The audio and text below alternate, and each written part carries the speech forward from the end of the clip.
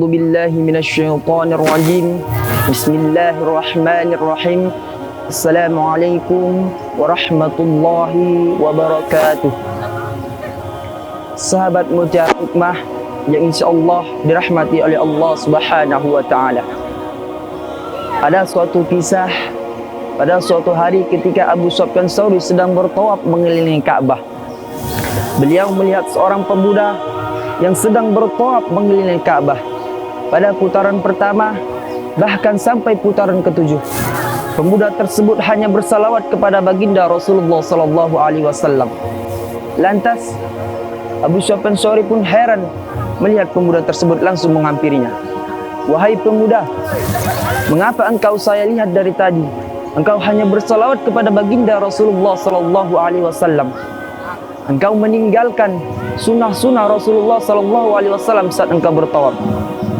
Lantas pemuda tersebut bertanya kepada Abu Sufyan Tsauri, siapa engkau wahai pemuda? Kata pemuda tersebut.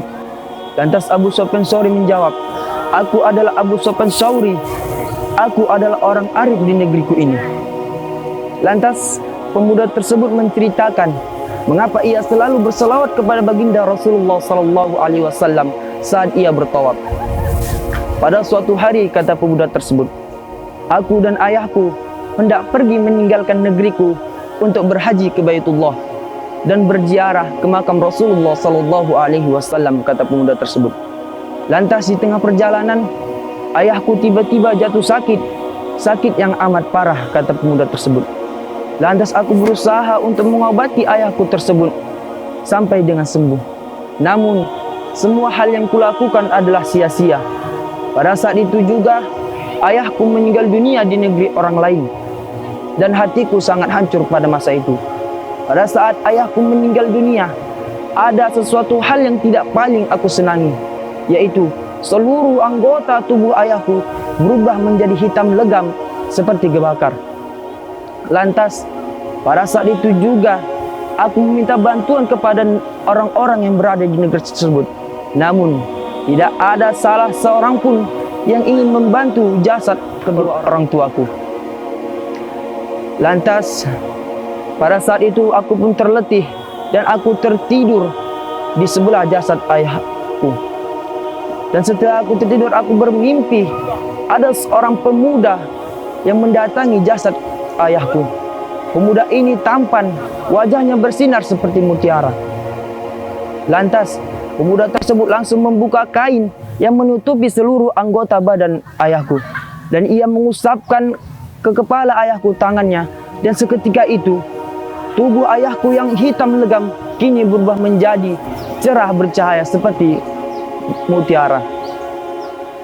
Lantas, ketika pemuda tersebut telah mengusapkan tangannya ke wajah ayahku, pemuda tersebut hendak beranjak pergi.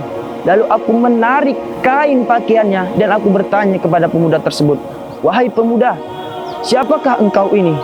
Lalu pemuda itu menjawab, aku adalah Nabi Muhammad SAW.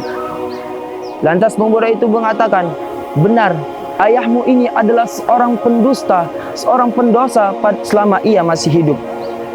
Tetapi ayahmu selalu berselawat kepadaku, maka pada hari ini aku datang untuk memberi syafaat kepada beliau.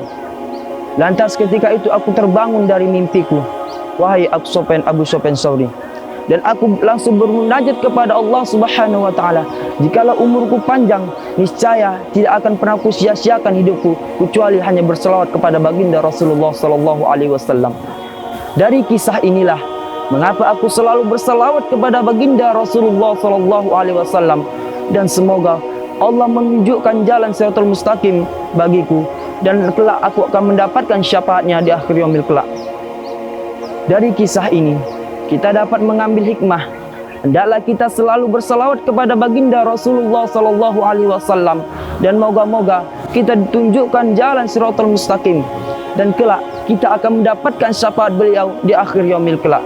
Sebagaimana sabda Rasulullah SAW, wa qala Rasulullah SAW, man shalla alayya salatan wa sallallahu alayhi asran, wa man shalla alayya asran wa sallallahu alayhi mi'atan, wa man shalla alayya mi'atan wa sallallahu alayhi alfan, wa man shalla alayya alfan wa sallallahu lam tamassahu ilan nar. yang artinya telah bersabda Rasulullah sallallahu alaihi wasallam, barang siapa yang berselawat kepadaku sekali, maka Allah akan berselawat kepada 10 kali. Dan barang siapa yang berselawat kepadaku 10 kali, maka Allah akan berselawat kepada 100 kali. Dan barang siapa yang berselawat kepadaku 100 kali, maka Allah akan berselawat kepada 1000 kali. Dan barang siapa yang berselawat kepadaku 1000 kali, maka api neraka diharamkan untuk menyentuhnya. Jadi, hadirin sekalian, hendaklah kita selalu meningkatkan dan mengamalkan dan untuk berselawat kepada baginda Rasulullah sallallahu alaihi wasallam, dan semoga kita mendapat syafaat beliau di akhir yaumil kelak. Amin amin ya rabbal alamin. Dan kita dapat menempati surganya Allah, surga Jannatun Naim. Amin amin ya rabbal alamin. Wabil akhir, assalamualaikum warahmatullahi wabarakatuh.